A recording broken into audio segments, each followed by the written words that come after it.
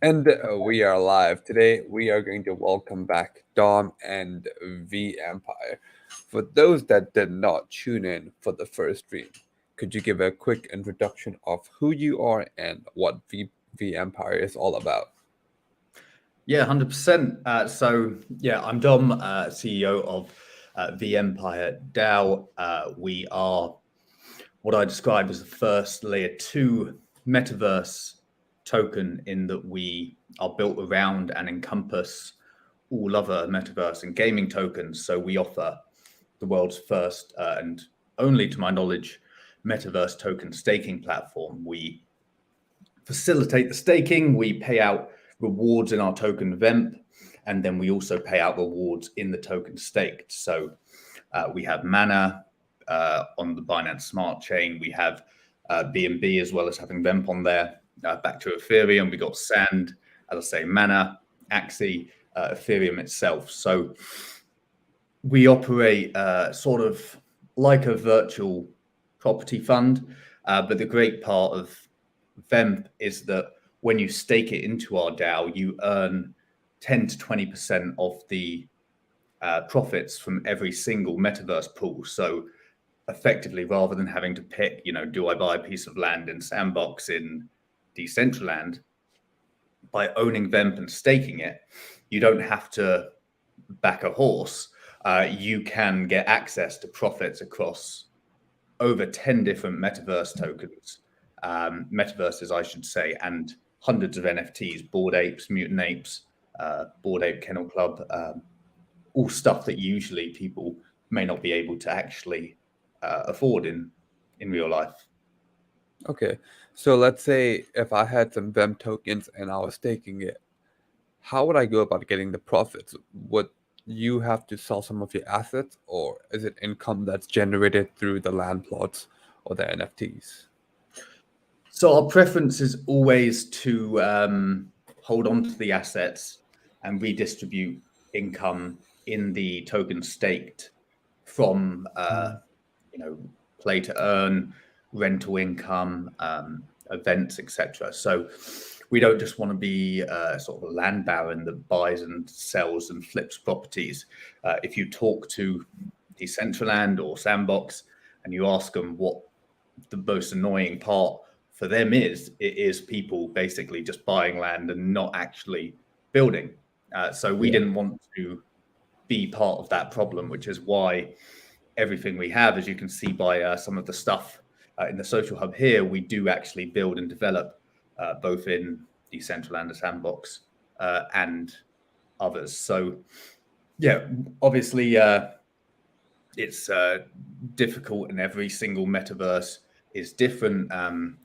Since the Sandbox isn't open, we can't fully utilize the play to earn aspects that will be there in the future. So we can't distribute too high a secondary yield. We are redistributing some, but that's mainly coming from sort of a liquidity provision. But with others like our Ethereum strategy, for example, we're able to pay out twice what you get from staking Ethereum with 2.0. So yeah, the answer is we don't want to buy and sell and flip land. We'd much rather develop it. And that's always a plan if we can. Are you able to talk about what you guys are building inside of the Sandbox and Decentraland? Yeah, 100%. You can see some of what we built from our 3x3 in the Sandbox there on the screen. That's from ancient Rome. We also have a 6x6, which we're currently developing. You can see on our YouTube channel a good deal of those, and that's 7 wonders of the ancient world. So we've got sort of statue of Zeus, Colossus of Rhodes, Hanging Gardens of Babylon. There we are, you got them there. And this is the middle area. So what you're seeing here, the Empire's community will be able to actually purchase a villa within the 7 wonders of the ancient world. So everything within that is an NFT, and you'll be able to mint NFT keys and own one of the villas that you can see there. So very exciting, and you'll see some of the wonders soon after as well. But yeah, we're hoping to have that in one of the Sandbox alphas, but just waiting for full confirmation on that. Awesome. And what would you say is the theme and the lore behind vEmpire? Because I'm a huge fan of this type of stuff, like medieval, ancient themes. I don't know what you call it, but Yeah. So yeah, I mean the theme, the original theme was sort of Roman Empire, and that's mainly because it was me and my brother who founded it. So we fought Romulus and Remus. So that was the basis for our own on-platform play-to-earn game, which is vEmpire: The Beginning. That's a trading card game. The trading cards themselves will boost your hand. Those are available on OpenSea already. So from that, we had the Romulus side and the Remus side in the card game. So that sort of spread down into what we were developing. Always been history buffs, and you know, there's something a lot more cultural and grand about older developments.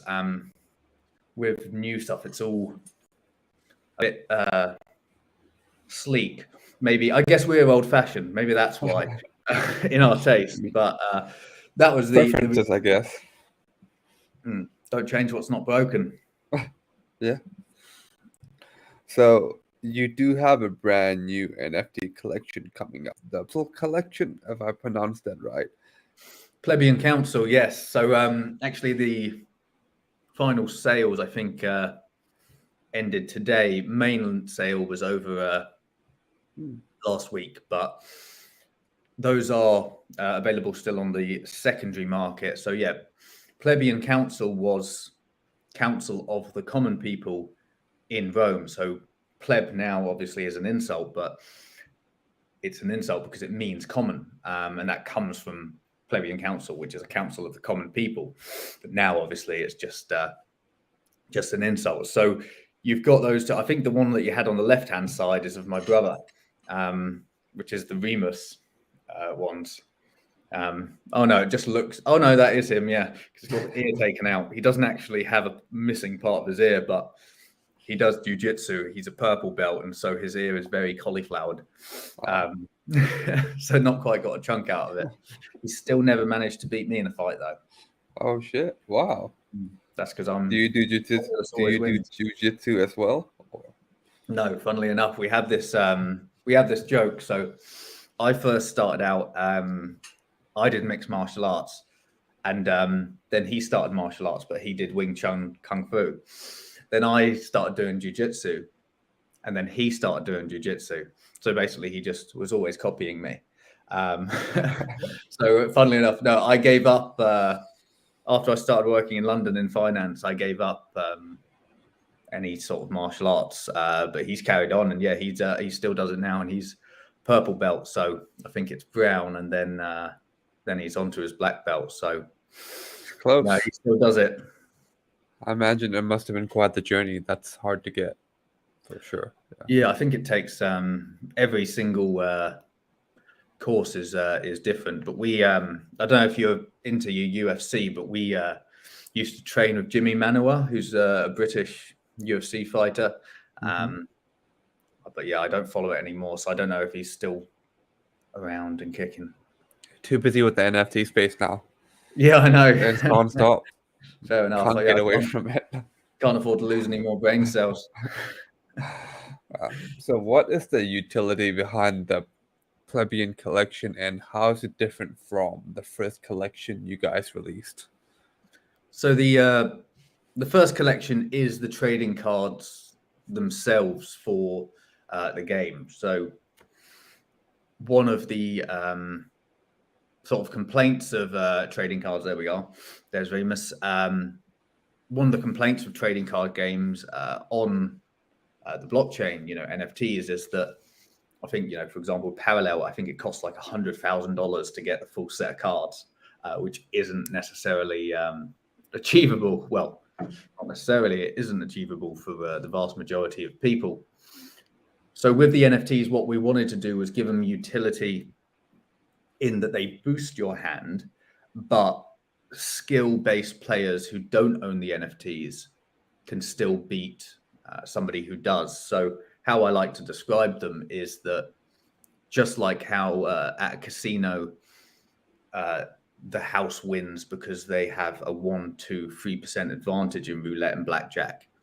It's the same with the NFTs. So you won't win every time. People still want to play and still will play. And, people come out of the casino and they win even then. But it will make somebody the house over time. So they'll have a slight boost. A common NFT will be +1. So in that example there, it'd be 11 for Remus, etc. And rares are +2. Unique, there's only 1, but that's +3. So effectively, the NFT will make your chances better, but skill will always still win. So it's fair. With the Plebeian Council, that gets users 25% of the earnings from the fees that go to the DAO. So there's 10%, for example, Romulus side, Remus side, they bet 100 Vemp each. They go into a pot, and then 90% goes to the winner, 10% goes to the DAO. Of that 10%, 25%, so 2.5 overall, goes to Plebeian Council holders. And when Sandbox fully opens up, we'll also make those Plebeian Councils into individual avatars as well. So they will have utility within the Sandbox, as well as being staked onto our platform, which is already available to earn these from the game. Okay. So we get avatars for holding, and they'll be usable inside the sandbox. That is the plan. Yes. So we're just in the process of getting everything verified for our existing builds that you can see there, and then hopefully we'll be able to get those out and ready for when the time comes. Any plans on making it available for Decentraland or any other metaverses you guys are invested in? Or is it exclusive for Sandbox for now? For now, I think it's just the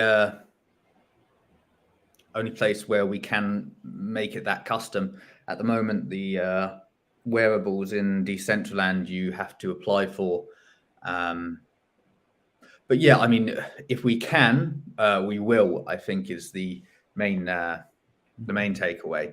At present, it looks like it's going to be easiest to make custom within the Sandbox. But yeah, if we can add those in, then we definitely will. Okay.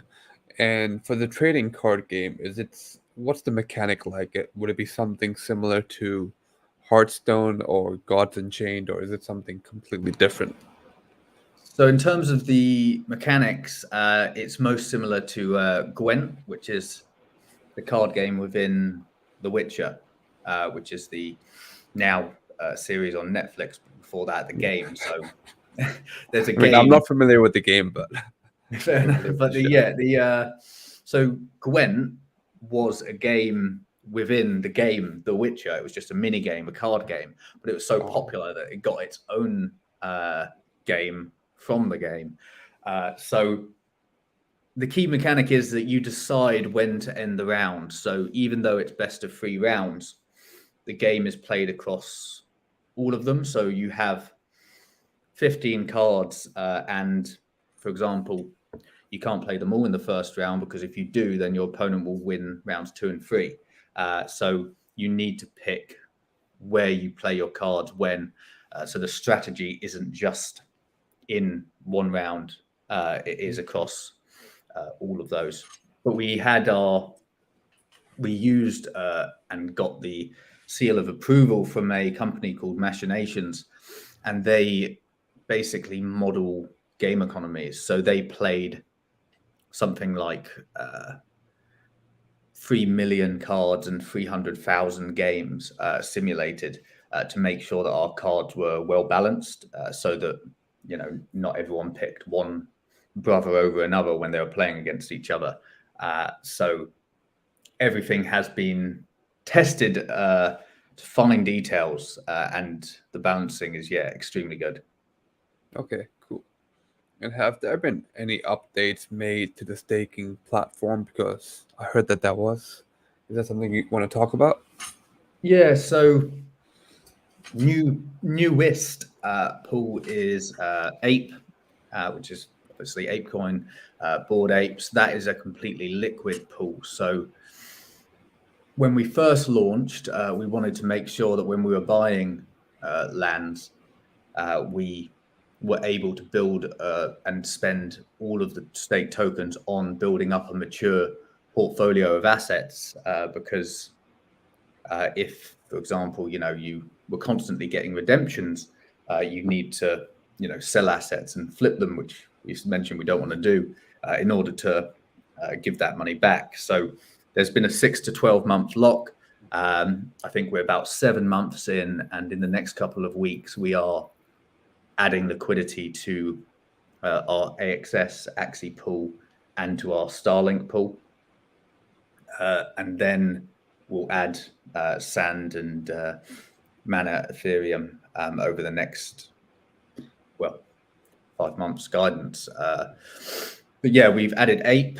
We've also bridged the VEMP token across to BSC and added a BNB staking pool, which is, the Ethereum equivalent. And that's investing into sort of up and coming metaverses on the BSC side. So they're not as well into their roadmaps as on the Ethereum side, hence why we've just got the BNB strategy at the moment. But as more things develop on that chain, and if there are pools that get to a size to sort of accommodate having their own strategy, then we'll be able to add those as well. But we should also have our Star Atlas pool soon and bridging to Solana. So that will come up in the next couple of weeks. We've got the contract completed.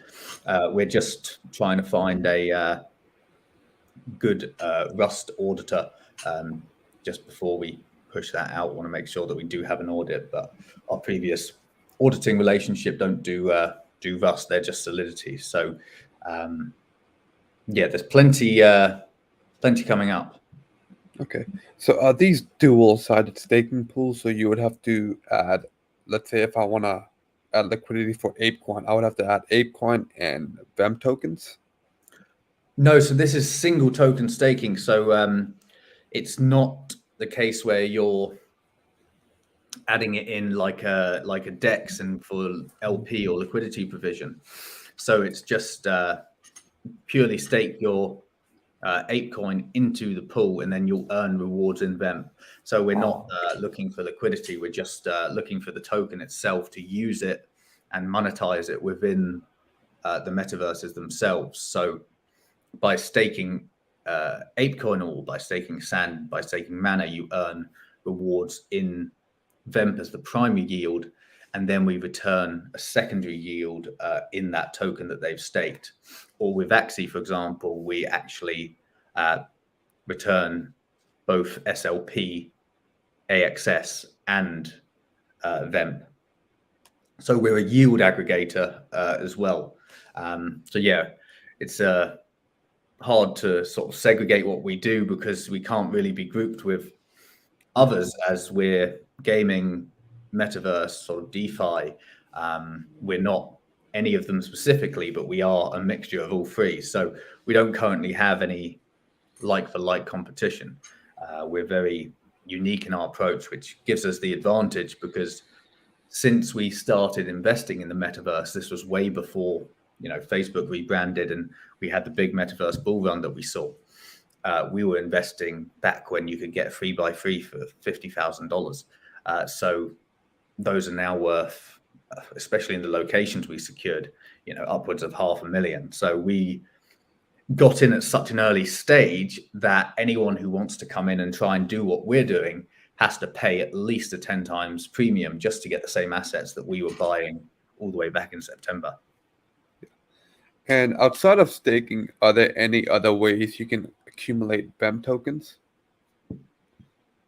Yeah, so the way the platform has been designed is to keep as much vemp onto the platform as possible. So at every single level, we're looking to, prevent vemp leaving and thus obviously being sold.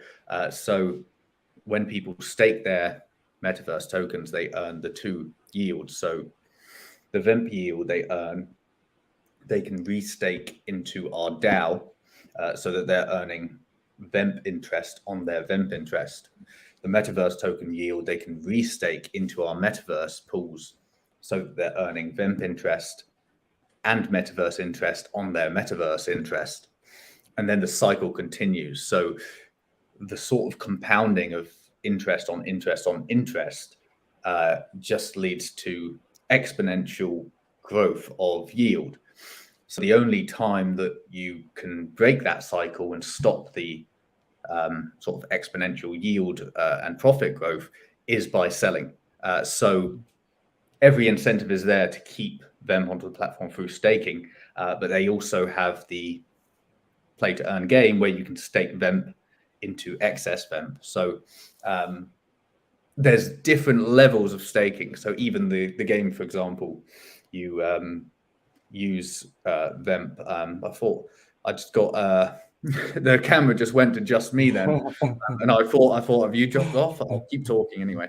Yeah, but vemp can be staked to excess vemp, which isn't a staking pool, but it is a what's called our battle token, where excess vemp will be used in any of our games in the future as well. So it's all staking, but it's different types, and everything has been built for the reason just to grow users' profits.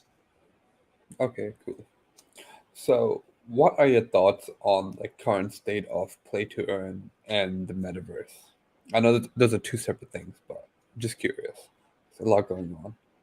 Yeah, yeah, definitely. And it's a very interesting market out there at the moment. I mean, they didn't used to be interlinked. The metaverse in its old format before, actually, with the play to earn was sort of the catalyst, in my opinion. Axie started the gaming bull run, which in turn sort of started and lent into the metaverse bull run, which obviously had another major catalyst from Meta. But I think that they sort of crossed over from that. Originally, everything was just open world, like Decentraland. Decentraland still is the only metaverse where you can run around and you can walk around and you'll sort of auto load as you go. But after Axie came out, suddenly all the other metaverses were like, oh yeah, we were always going to do that part as well. So it was started to get implemented more. My concern with sort of the crossover between play to earn and metaverse is that if metaverse is originally wanted just to be open world, but then they add this, what's the next thing that comes along? Because obviously a lot of these metaverses aren't open yet, Sandbox included. If every time somebody innovates somewhere else and you want to add that in, when are you going to actually be able to open up properly? So I think that perhaps people are being too quick to add innovations before they finish their original sort of product. So I think that eventually, link those two things intrinsically. But for now, I think that users need to see and have open worlds that they can actually jump into, because it's just been Decentraland for so long. And there's so many exciting projects coming up, but it is all conceptual. And I think that the next sort of, seems like I'm saying this word all the time, the next catalyst will be, actually having something where people can really experience the metaverse, not just the idea of the metaverse. Yeah, because we know Axie's building its own open world, but I wouldn't really call it a metaverse, would you? That's like saying games like World of Warcraft or RuneScape, it's a metaverse. To me, a metaverse is a separate reality on its own. I mean, it's one of those questions that doesn't necessarily have an answer. The term metaverse, I think it was first used to describe something like Ready Player One, but Yeah, um, in an area that's constantly innovating, then what is, as you say, a metaverse? Because I mean, you could argue that RuneScape could be one of the earlier. People didn't call it a metaverse back then, but most people use their computer for Decentraland. They don't use a Oculus or VR headset. Most people are just doing it just like they would on RuneScape, which has arguably more functionality than Decentraland does in terms of what you can do.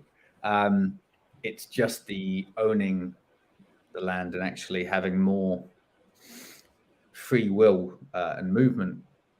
So I think it's one of those questions where it depends completely on somebody's definition. And it is, I mean, the word metaverse was only made up in the last like 20 years, 20, 30 years. So that's how fresh we are into it. So it's like what is a DAO, for example. Everyone has a different definition of whether a DAO can function with, should a DAO have a leader, for example. If your DAO has a leader, it's not a DAO to some people. If your DAO has people who can override things, or any decision is made outside of being voted on by everyone, it's not a DAO. That's not decentralized. So it's like how the left always argue with each other. As in, like, there's no room, and there's so much arguments that can be done over, like, how left is left, and then how decentralized is your DAO? What is a DAO? What is a metaverse? I think it's one of those questions that people just have to come to a broad definition on. yeah. I guess the word is so new, and we didn't really start using it until like 6 months ago. So the definition can change over time. Yeah, I didn't think of that. Good point. See, I haven't seen this before. Is this on a single parcel? This on the screen now? This club? I am not too sure. I've not seen that before either. But I can see the empires in it. So yeah, it looks like I think it's a single parcel still. Or maybe I think that they just went through the floor, but I didn't see the actual scene that came in beforehand. But I presume it's still in the social hub because we're Yeah. A featured in it. single parcel. Yeah, I think it's a 1 by 1. It looks like a 1 by 1. Fair enough.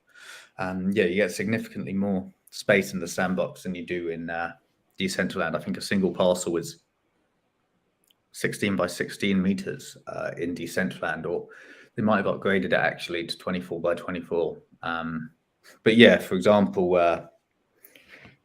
for any of our users that saw it on screen earlier, the amphitheater that we had in Decentraland, that was on a 3 by 3. And if you compare that to the whole ancient Rome build that we have, which you may have seen as well on the screen, that is on a 3 by 3 in the sandbox. So the size that you can fit, I'd say that you could probably fit a 3 by 3 in Decentraland within a single parcel in the sandbox. So Wow.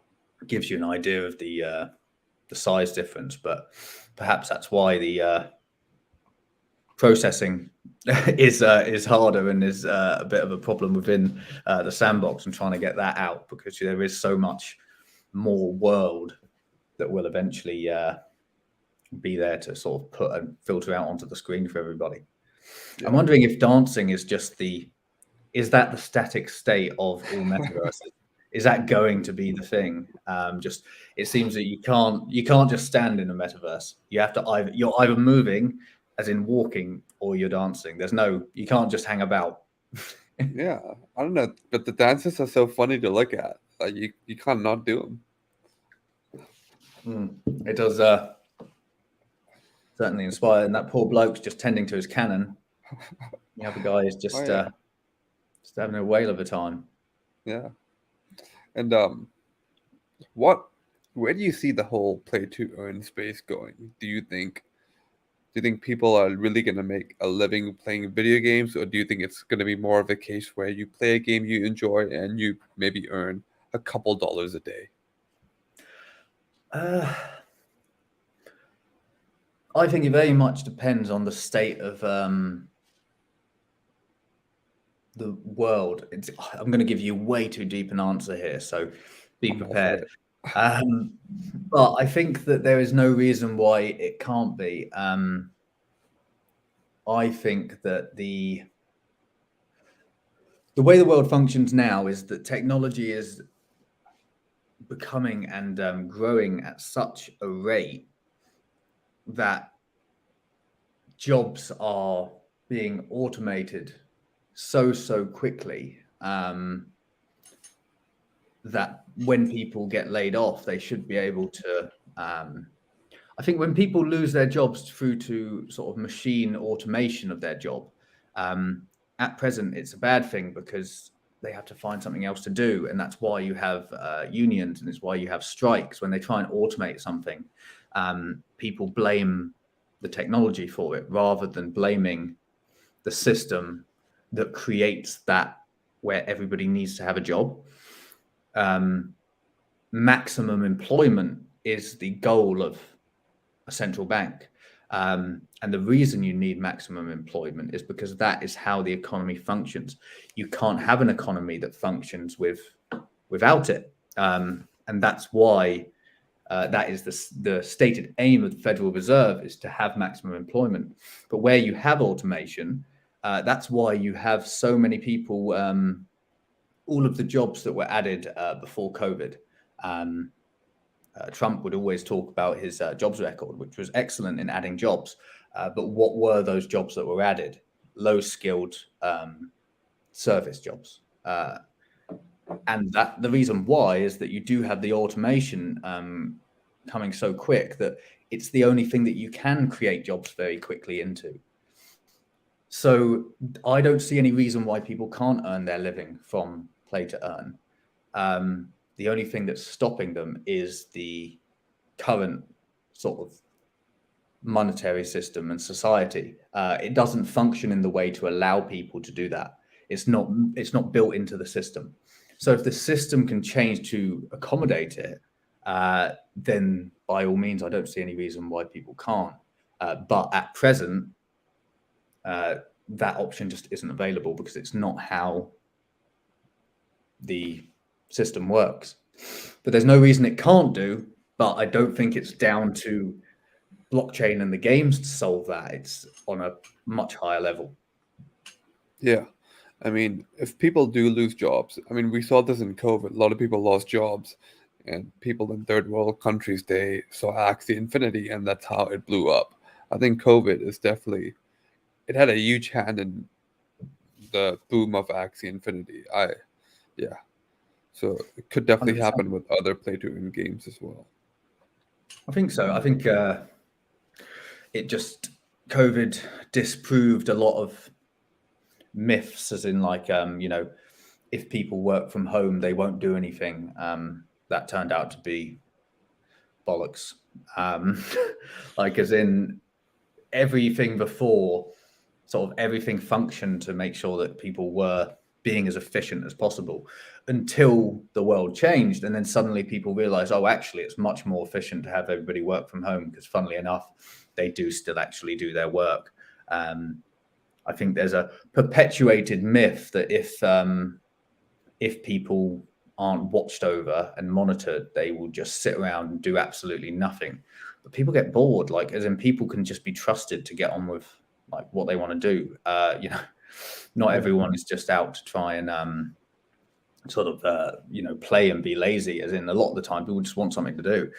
So sort of work from home, for example, people never thought it would be the option before COVID, but suddenly they realized, oh, actually, this can work. Same thing with play to earn. If you can try it and you actually get to test it in a real world example, you can find it to be as they say, the new normal very, very quickly. It's just a case of changing, the way society functions. Mm-hmm. Yeah. So back to vEmpire. So you guys mentioned that you currently have you have a 3x3 and a 6x6. So is it safe to assume that you'll have two different experiences inside the sandbox? Yeah, well, we actually have 5 3x3s and Oh, 1 6x6, but wow. it's just we can't develop everything at once. So the 3x3 is done, which is Ancient Rome. That's published in the game maker. You can go literally log in, have a walk around now. I can't tell you what page it's on because it changes as more experiences are added. It was like in the 130s, but I presume it might even be into the 200s now. But yeah, so that's 3x3 is Ancient Rome, this is the market that you can see here. That's within Ancient Rome. We've got the 6x6, which is the 7 Wonders with the residential area in the middle. And we're trying to think of ideas really for the others. I think there's only so much ancient stuff we can do before it's just another ancient thing. So one idea that we did have was something harbor based, or actually this is sort of ancient castle based, palace perhaps. But yeah, by all means, in the comments, feel free to leave us some ideas on 3x3s, because we've got 4 more to choose from. So yeah, now that we've built all the 7 Wonders, what we should have really done is done one on each 3x3. That would have saved us a lot of work rather than putting it all onto one. There we go. I don't need to think anymore. More content. Yeah. Are there any collabs you guys are working on? Yeah, so we are, as I say, we're hoping to have at least one of the 7 Wonders in the Sandbox's next alpha season. It's not confirmed yet, but we're hoping to have that. Alongside that, we are talking with Star Atlas team for the upcoming launch of the pool. So we're hoping to jointly collaborate on that and jointly push that and partner up with them. Who else have we got? I'm trying to think. It's because you asked the question that now I can't think. There we go. vEmpireDDAO Rome, page 609 to 611. There we go. But yeah, I'm trying to think of also who I'm allowed to say. So there's 2 there. I don't even know if I was allowed to say them, to be honest. But like I said, it's not confirmed sort of Sandbox Alpha, but we're trying to get all of the files together and hoping to have that completed. But yeah, just those 2 that I feel safe enough to talk about. We're also, actually, we're speaking to another company this morning that we should be looking to do some stuff with, a company called Arcadeland. And there was another I spoke to today called DQuest. But yeah, it's like I feel with partnerships, collaborations, and everything, it's very much that you've got tons of plates that you're spinning.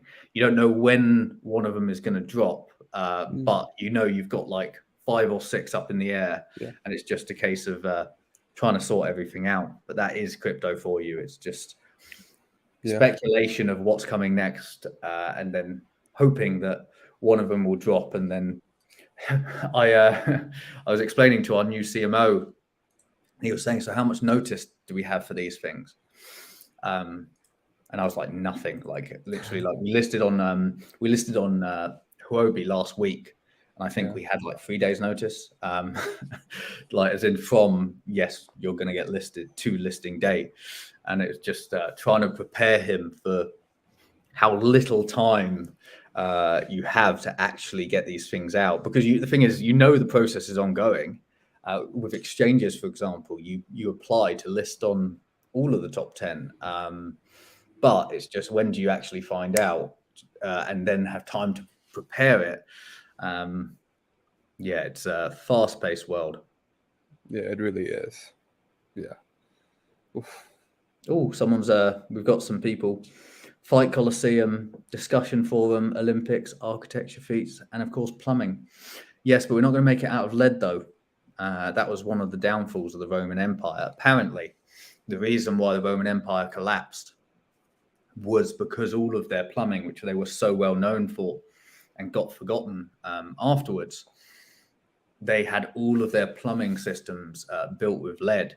And obviously lead makes you insane. Lead poisoning gets into your brain and makes you extremely odd.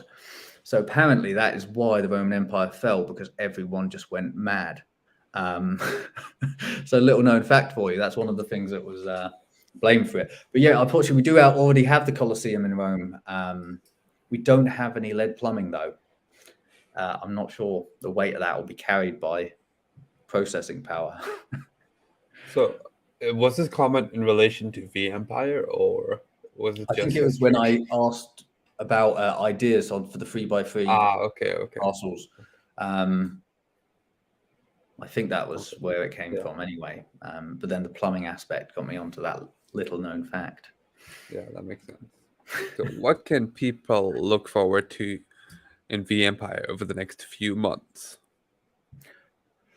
I want to update the trading card game. I'm working with a game studio at the moment called Frag, and I'm working with them on vEmpire's first sort of like an incubation. It's like vEmpire Ventures. It's working with the NFT. Here you go. See, collaboration I completely forgot about until I started talking about something else. Working with Arabian Camels, the blue tick NFT collection, and we are producing the game for them. So I'm working with a game studio on that currently. And I'm hoping that after we have sort of sorted out the buildings for that we can update all of the gameplay graphics. So same mechanics, same cards, same everything, but it will be just giving everything a bit of a sort of a remap, making it 3D. Yeah. Just seeing in the comments, someone saying, make sure you visit Croatia. If you could create Dubrovnik, King's Landing. I have been to Dubrovnik twice, in fact. It's one of my favorite places. And that is a good idea. I haven't been to Split, though. So I definitely want to go there. But yeah, to Tom Voxel. But yeah, so we've got the update, and I want to make vEmpire the Beginning 3D eventually. We've got the actual Arabian Camels venture and token launch that will come up in the next few months as well. Hoping to have the light paper out for that, hopefully tomorrow over the next couple of weeks. But yeah, there's plenty that I can't say as well. So that's just a few of the things. And obviously I already touched on the Star Atlas pool, hopefully a Solana pool to go with that as well. But yeah, there's plenty on, but yeah, it's all in the spinning plates at the moment. Okay, awesome. And for my last question, which NFT project inspires you right now? Like you look at them and you're like, that's cool. Maybe I want to implement that to vEmpire in our own unique way. Big question. The one that I actually, this is a new one that I bought. There's two of the latest ones that I bought in the Ethereum strategy actually. So one is Tiny Dinos. They're like a pixel art one. Like they're just like literally tiny dinos. It's like 8 pixels and it's just tiny dinosaurs. Like, I don't know, they're cute. And the floor price has gone up massively. So I think that I'm already 2 or 3x on those. But They're just like too cute to get rid of. And the other one was FVCK avatars. So they're FVCK obviously are quite well known, and they're like weird sort of space. You know the I think it's Hellraiser, the old films. The guy with the pinhead, like he's got pins sticking out of his head. It was like an old horror film, Hellraiser. I don't know. I don't Yeah, I was remember. thinking from your face. You definitely don't know what I'm talking about. There was this old in the 1980s. I say this like I was born then. I'm not that old, but there was a 1980s set of films. I think it was called Hellraiser, and it was just a bloke with like pins coming out of his head. But anyway, it looks a bit like him to anyone who actually knows what I'm talking about. But those are the two that recently I bought: Tiny Dinos and FVCK avatars. Okay, cool, awesome. Those up. Before we end the stream, is there anything else you'd like to add? Ooh, I think we've covered a lot. I'd say that, yeah, the Plebeian Council and the Founding Soldiers, which are the two NFT collections that we have, Plebeian Council there, that's on the BSC chain. So you can buy those now on the secondary market. I think the floor price is about 1.6, but at present you can stake those and the yield is over 100% paid in VEMP. And the Plebeian Council, the yield, I think, is still over 50% as well. And those are what can be used to boost your hand to play the game. But yeah, the game can be played on BSC as well as ETH. So BSC, obviously, a lot lower gas fees. And even though the Founding Soldiers collection is on OpenSea in Ethereum, playing on BSC will detect if you own the NFTs. So you can buy the Ethereum NFTs and still play the game with low gas fees on BSC. So to play the game, you just go on to play.v-empire.io. All you need to do is own some VEMP. You can buy even 5 VEMP if you wanted from PancakeSwap on the BSC side to make it cheap if you want. And then there's a button on the top left where you can swap VEMP for excess VEMP, which is the battle token. So yeah, jump in and play the game. It's very good, especially for those who like strategy games. But yeah, that's play.v-empire.io. Awesome, cool. And thank you for coming. No problem. Thank you for hosting. And thank you all for tuning in to the stream. Have a great day. Have a great night wherever you are. Peace out. Thanks, everyone.